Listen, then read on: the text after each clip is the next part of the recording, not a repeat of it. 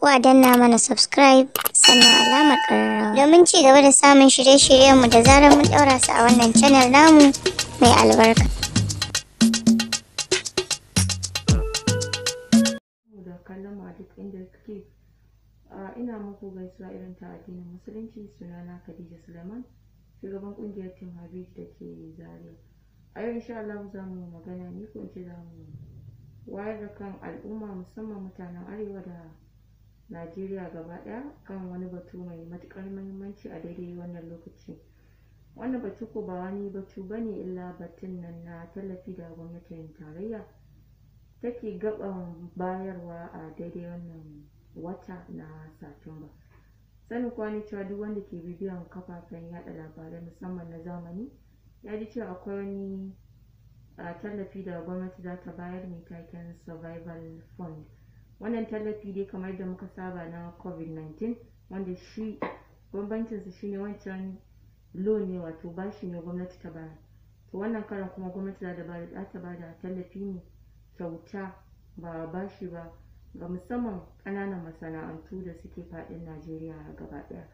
Wannan kuwa ya biyo baya ne da muka duba cewa gwamnati ta fito da wani plan da suka matake economic sustainability plan da suka fitar, inda za a kashe kusan trillion 2.3 don dai ganin an sauƙaƙa ma jama'a da suka faɗa wani halin ƙaƙanikayi a lokacin wannan covid-19 ɗin da muka ɗan fito daga ciki.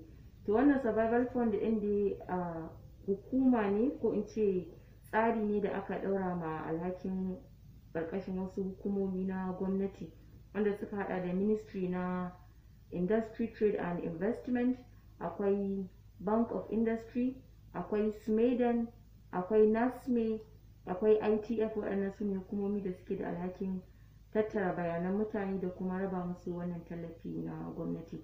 To sai dai ko kafin ka samu wannan tallafin yana da kyau ka san menene SMEDAN, wanda shine suke ba da certificate ko kuma namba da zai tabbatar da cewa ka cancanci ka samu wannan tallafi na survival fund. So da farko dai zamu fara yin magana ne akan SMEDAN, wanda ake kira da Small Medium Enterprise Development Agency of Nigeria. SMEDAN kenan, kaman ma'aikata ne da aka buɗe a ina ga shekara ta 2020 ko shekara ta 2013 zuwa shekara ta 2015, tsakankanin lokacin da aka buɗe wannan ma'aikata don ta saka ido ko ta zama tana kula da duk abin da ya shafi ɓangaren masana'antu ƙanana da suke faɗin Najeriya. Kuma cikin alhakin da aka ɗora mata sun haɗa da yadda za ta yi rijistan waɗannan ƙananan kamfanonin, sannan idan ya kama akwai training da suke so za ta basu,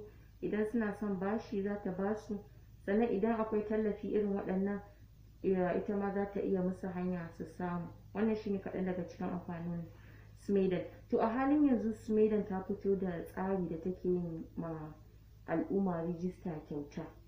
Wannan tsari an fara shi ne a yadda muka sani, kuma mu ma muka yi, an fara shi ne tun watan da ya gabata, watan Agusta kenan, ina ga ƙarshen watan ko kuma farkon wannan wata.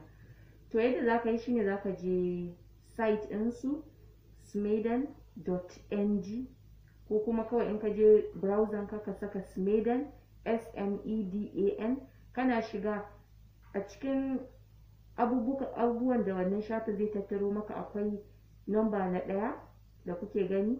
To shi za ka shiga, kana shiga zai nuna maka inda za ka yi rijista. Idan ka taɓa gurin za ka shiga kai rijistan wannan masana'antar da kake da ita. Ba wai sai kana da babban gini ba ko babban shago ko wani abu, ko ɗinkin hannu kake a gida, kai ko ƙuli kike sayarwa a gida, ko ƙosai kike a bakin titi, ko ma me kike sayarwa, kamata ki je ki wannan, za ki shiga ki cika abubuwan da suka nema. Alabashi sai ki bibiye email ɗinki, ta nan ne za su turo miki da wannan certificate na SMEDAN da kuma number SMEDAN. Mu sani cewa waɗannan tallafi da ake niyyar bayarwa na survival fund ba za ka samu ba sai kana da wannan SMEDAN number ɗin. Shi sa zama wajibi ga kowa kai amfani da wayarka kai wannan rijista na SMEDAN. idan baka da babbar waya ko kuma ba za ka iya zuwa kafe a je a maka ka biya su kuɗi kalilan su maka su fitar maka da wannan certificate din. Amma daga bangaren gwamnati wannan abu kyauta ne ake yi, kuma ina kira ga al'ummar arewa cewa su amfani da wannan dama su yi wannan registration da ake yi kyauta na SMEDAN, saboda ana gama yin na kyautar nan gwamnati za ta iya cewa ta saka kuɗi, kuma kuɗin da zai iya zama zai gagari dan talaka.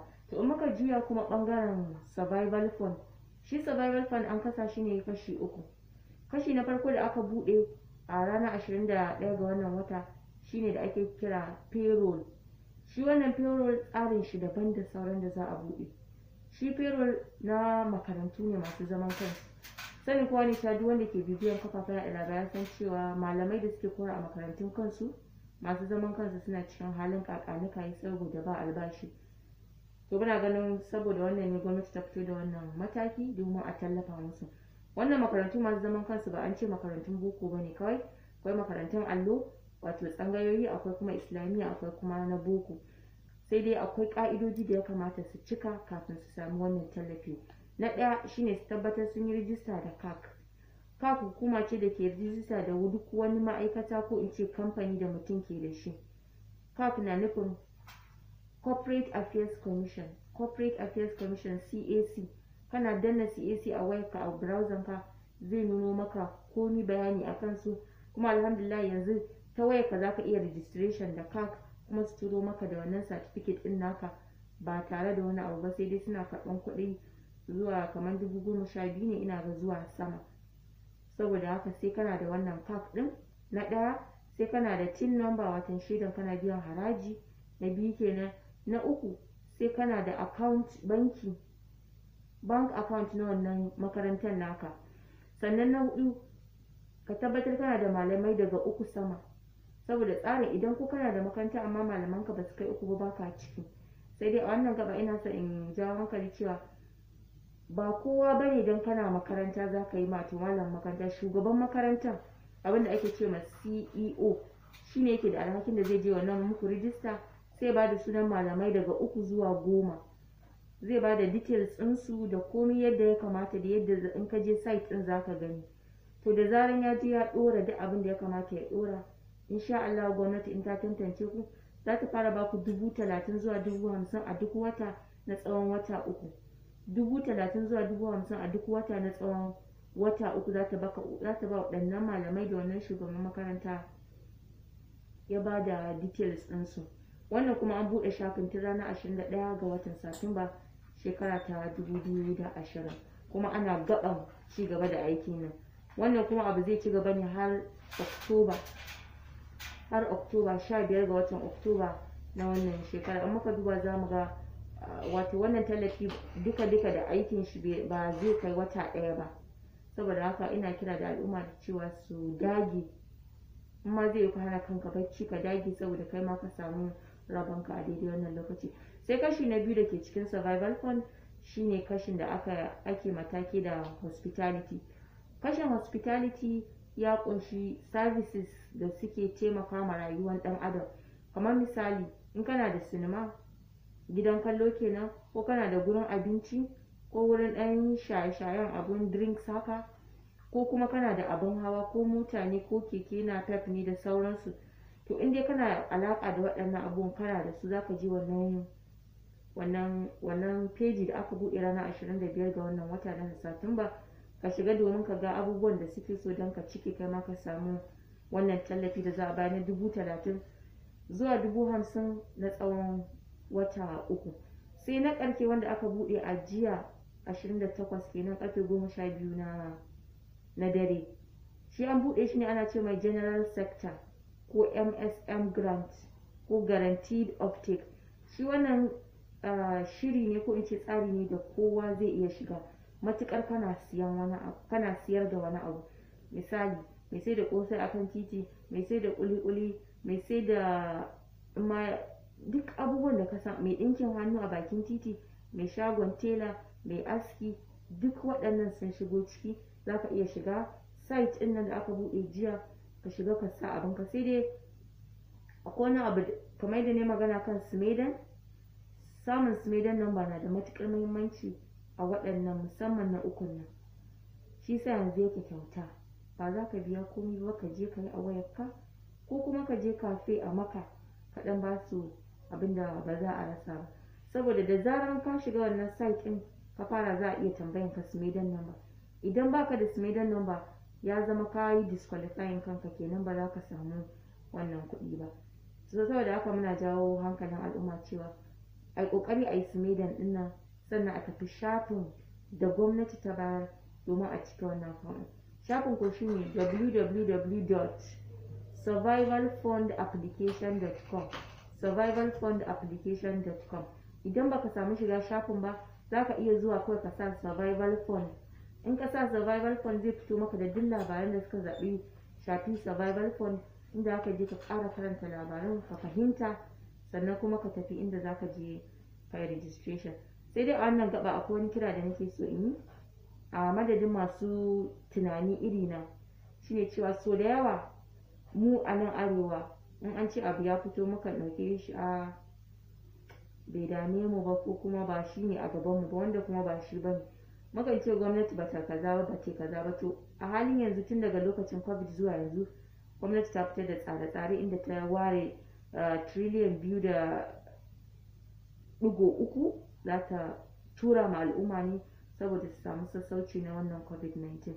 To kuma a wannan survival fund din ta ware biliyan 75 shine za ta kashe wa wannan mutane al'umma, saboda kowa shi ma ya yagi rabon shi, ya samu ya haɓaka tattalin arzikin shi, ya ci gaba da sana'a da yake. A wannan gaba ina so in kira da al'umma cewa a musamman al'ummarmu na arewa,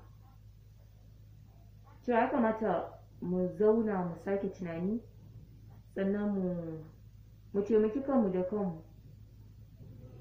Abin da ya sa ce mu taimaki kanmu da kanmu shine akwai rahotanni da suke zama daga kudanci cewa su gwamnatocin su sukan haɗa hannu ne da wasu kamfanoni da masu hannu da shuni, sai su ɗan buɗe santa, sai a ce nan in kana son ka yi rijistar na COVID ko survival ko wani dai taimako na gwamnati na CBN na agric da sauransu, ka je nan a maka kyauta. To mu a arewa mu dai har yanzu ba mu dai ji ba inda aka ce ana wannan kyauta. A kwanakin baya da aka ce za a ɗauki ma'aikata 1000 a kowane local government, mun ga ƙoƙarin wasu 'yan siyasa da suka fito da wasu takardu, suka fito da centers suna ma mutane kyauta. Har yanzu ba mu gani wannan survival fund ɗin ba da aka fara kusan in ce sati ɗaya.